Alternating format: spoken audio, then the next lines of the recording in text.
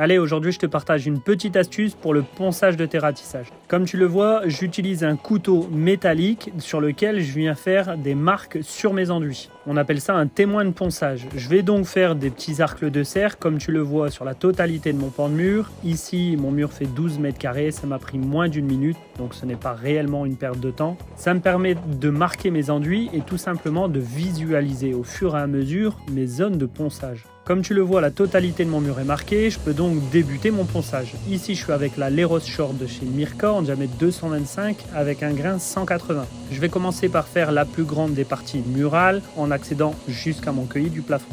Et comme tu le vois, au fur et à mesure où je vais avancer lors de mon ponçage, la totalité des marques que j'ai effectuées sur mon enduit disparaît. Donc je sais que cette zone a été travaillée et a été poncée. Ça me permet donc de n'oublier aucune zone qui serait une perte de temps si je viens à mettre en peinture. Et cette astuce, même si tu es en lumière rasante, c'est vraiment pas une astuce qui te fait perdre du temps, mais elle va largement t'en faire gagner.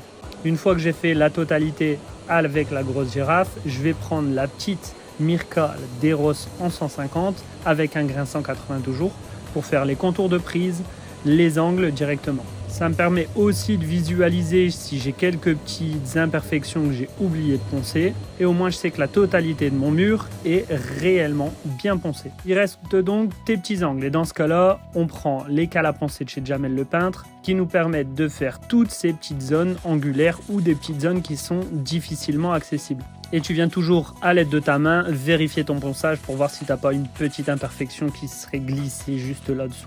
Et tu peux faire tes surfaces planes mais également tes petits angles avec la tête triangulaire, c'est un vrai régal. Allez, il nous reste plus qu'à dépoussiérer notre support et la mise en peinture.